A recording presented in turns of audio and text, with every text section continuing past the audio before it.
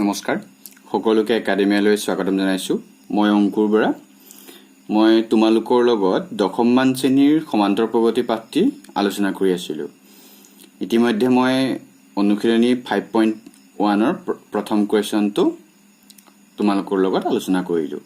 আজি মই তোমালোকৰ লগত 5.1 ৰ 2 নম্বৰ প্ৰশ্নটো মই আলোচনা কৰিম 2 নম্বৰ প্ৰশ্নটো দিয়া আছে যদি প্ৰথম পদ a আৰু সাধাৰণ অন্তৰ d তলত দিয়া ধৰণৰ তেন্তে প্ৰতিটো ab ৰে তাৰমানে এৰিথমেটিক প্ৰগ্ৰেছন তাৰমানে সমান্তৰ প্ৰগতিৰে প্ৰথম চাৰিটা পদ লিখা মানে তোমালোকক মই যেতিয়া সমান্তৰ প্ৰগতি প্ৰথম পাঠটো দিছিলো তাত মই কৈছিলো যে আমি সমান্তৰ প্ৰগতি এটা যদি লিখিবলৈ হয় তেতিয়া হলে আমি দুটা বস্তু জানিলেই আমি গোটেই সমান্তৰ প্ৰগতিটো লিখিব পাৰিম সেই দুটাই আছিল যে সাধাৰণ অন্তৰ d আৰু প্ৰথম পদ a তোমালোকে এই কথাটো কেনেকৈ কৰিব লাগে শিকিছিলা আমি আজি এই বাকি আমি যেটো পদ আছে হে পদ কিটা আমি নিৰ্ণয় কৰিম ঠিক আছে আমাক দিয়া আছে কি দিয়া আছে a is equal to 10 and d is equal to 10 a O 10 d ও 10 হয় না গতিকে আমি দ্বিতীয় পদটো এটোটো আমাৰ প্ৰথম পদ হলেই a গতিকে দ্বিতীয় পদটোক আমি যদি a2 বুলি যদি ধৰো তেলে দ্বিতীয় পদটো কি হ'ব a plus d তাৰমানে 10 plus 10 is equal to 20 হয়নে ঠিক একেদৰে যদি তৃতীয় পদটো লিখিবলৈ হয় তৃতীয় পদটো কি কৰিম a2 plus d কিয় কাৰণ সমান্তৰ প্ৰগতিত আছে আৰু সাধাৰণ অন্তৰটো একে থাকে গতিকে a2 plus d গতিকে a2 মানটো আমি কিমান পাইছো 20 হয়নে d মানটো কিমান 10 গতিকে আমাৰ কি হ'ব a3 ভ্যালুটো 30 হয়নে ঠিক একেদৰে a4 তাৰমানে চতুৰ্থ পদটো কিমান পাম আমি a3 লগত কি যোগ কৰিব লাগিব সাধাৰণ অন্তৰ d গতিকে আমি a3 টো পাই থৈছো 30 d টো কিমান 10 is equal to 40 আমি আৰু এটা পদ উলিয়াই দিও হে পদটো হৈছে a5 গতিকে প্ৰথম পদক বাদ দি বাকি আমি চাৰিটা পদ নিৰ্ণয় কৰিছো হেতু হৈছে a5 ৰ মানটো কিমান হ'ব a4 plus d হয়নে a4 plus d কৰিলে আমি কি পাম a5 পাম গতিকে a5 ৰ মানটো কি বুজাব কাৰণে a4 লাগিব a4 মানটো কিমান পাইছো 40 d মানটো কিমান 10 গতিকে আমাৰ মানটো কিমান হ'বগে 50 গতিকে প্ৰথম যেটো আমাৰ চাৰিটা পদ নিৰ্ণয় কৰিবলৈ দিছিল আৰু হেগেটা হৈছে 20 30 40 50 এনেদৰে আমি বাকি পদ কেটাও আমি সমান্তৰ প্ৰগতিৰ নিৰ্ণয় কৰি গৈ থাকিব পাৰিম হয়নে এতিয়া হেই একেটা প্ৰশ্নৰে 2 নম্বৰ প্ৰশ্নৰে আমি কি কৰিম 4 নম্বৰ প্ৰশ্নটো আমি কৰিম মানে যত 4 নম্বৰটোত কি দিয়া আছে আমাক 4 নম্বৰটোত দিয়া আছে a মানটো -1 d মানটো হাফ এটো আমি চিন্তা কৰিবলগীয়া একো নাই d মানটো আমাক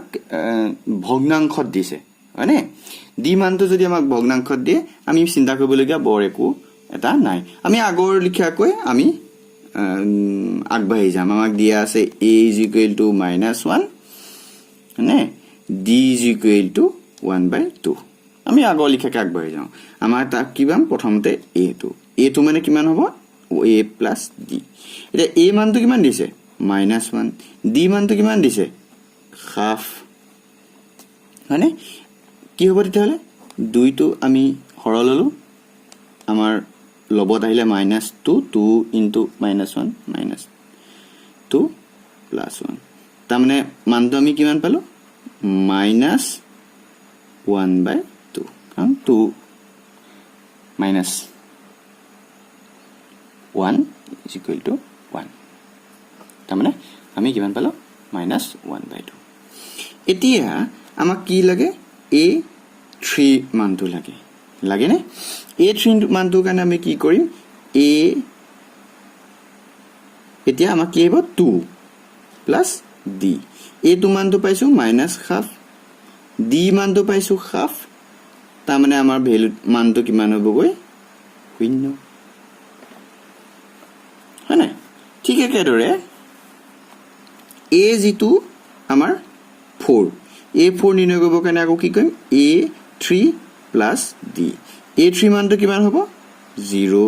d মানটো কিমান 1/2 গতিকে আমাৰ a4 মানটো হ'বগৈ 1/2 ঠিক একেদৰে a5 ৰ মানটো আমি যেটা নিৰ্ণয় কৰিম a5 ৰ কাৰণে কি হ'ব a4 plus d a4 ৰ মানটো কিমান পাই থৈছো 1/2 d মানটো কিমান পাই থৈছো 1/2 গতিকে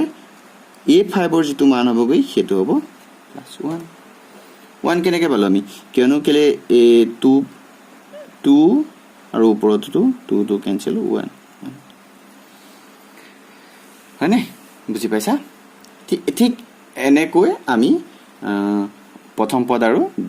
দ্বিতীয় পদ দিয়া থাকিলে আমি সমান্তৰ প্ৰগতিটো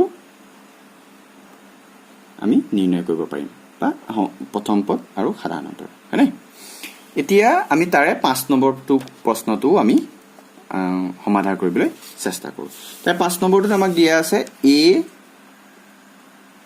-1.25 আৰু d মানটো দিয়া আছে আমাক -0.25 ইয়াত তেতিয়া আমি আগৰ যি দুটা কৰিছিলো তাত আমাৰ d মানটো কি হৈছিল পজিটিভ আছিল মানে ধনাত্মক আছিল এতিয়া আমাৰ যেটো d মান দিছে সাধাৰণ অন্তৰ হেতু মান আমাক কি দিছে ঋণাত্মক দিছে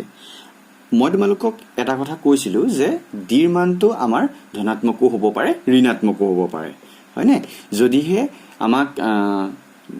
d মানটো পজিটিভ হয় তেতিয়ালে সংখ্যাৰ তালিকাখন বৃদ্ধি হৈ গৈ থাকিব আৰু যদিহে সংখ্যাৰ বিলাকৰ মান বিলাক বৃদ্ধি হৈ গৈ থাকিব আৰু যদিহে আমাক সংখ্যাৰ d ৰ মানটো আমাৰ ঋণাত্মক হয় তেতিয়ালে সংখ্যাৰ যিখন তালিকা তাত সংখ্যাৰ মান বিলাক কমি গৈ থাকিব হয় গতিকে এতিয়া ভয় খাবলগীয়া একো নাই আমাক a যেটো মান দিয়া আছে হেতু -1.25 a মানটো দিয়া আছে -1.25 আৰু d মানটো দিয়া আছে আমাক -0.25 গতিকে আগৰ দৰেই আমাক a টো নিৰ্ণয় কৰিব কাৰণে কি কৰিম a plus d গতিকে a মানটো কিমান দিছে -1.25 এতিয়া d মানটো কিমান দিছে +-0.25 এনেকৈ যদি আমি কৰো তেতিয়া আমি পাম যে কি পাম -1.25 মাইনাস কাৰণ প্লাসে মাইনাসে মাইনাস -0.25 আমি ইয়াৰ পৰা কি পাম মাইনাসে মাইনাসে যেহেতু প্লাস হয় হয়নে মাইনাস আশেপাশে 10 ৰ 0 কৰিব 1 2 2 4 1 5 আৰু 1 মানে -1.25 এটা তোমালকে দেখা দিনে এনেকুৱা লাগিছে যেন 1.25 টো 1.50 কে সৰু হয়নে না কিন্তু ইয়াত কি আছে মাইনাস আছে আগত ঋণাত্মক চিহ্নটো আছে গতিকে ঋণাত্মক চিহ্ন থাকিলে আমি বুজাও এই মানটো যিমানেই লাগিলে ডাঙৰ নহওক ঋণাত্মক থাকিলে এটো এটা মানটো কি হ'ব আগতকে সৰুই হ'ব হয়নে নহয় গতিকে আমি a3 মানটো এতিয়া আমি নিৰ্ণয় কৰিম a3 মানটো কি হ'ব a2 plus d তে a2 মানটো কিমান পালো -1.50 পালো তাৰপিছত d মানটো আগৰ দৰে -0.25 ইয়াৰ পৰা কি পাম -1.50 -0.25 ইয়াৰ পৰা আমি পাম -1.75 ঠিক একেদৰে আমি ইয়াৰ পৰা যদি a4 নিৰ্ণয় কৰিবলৈ যাওঁ a4 টো কিমান হ'ব a3 plus d a3 মানটো কিমান -0.75 d মানটো কিমান জানুই -0.25 ইয়াৰ পৰা আমি কি পাম -2.00 কাৰণ পাছে পাছে 10 শূন্য কৰিব 1 হাতে 2 9 1 10 শূন্য কৰিব 1 1 2 হয়নে বুজি পাইছা তোমালোকে নিশ্চয় আমি a5 টো নিৰ্ণয় কৰিম a5 টো কিমান হ'ব a4 plus d a4 ৰ মানটো minus 2.00 minus 0.25 তাৰমানে আমি কিমান পাম minus 2.25 গতিকে আমি নিৰ্ণয় কৰিবলগীয়া সমান্তৰ প্ৰগতিটো বা সমান্তৰ প্ৰগতিটোৰ প্ৰথম চাৰিটা পদ এনেকুৱা ধৰণৰ য'ত minus 1.50 minus 1.75 minus 2.00 and minus 2.25 হ্যাঁ বুজি পাইছা নিশ্চয় আমি আমাৰ অহাটো পাঠত আমি 4 নম্বৰ যেটো প্ৰশ্ন আছে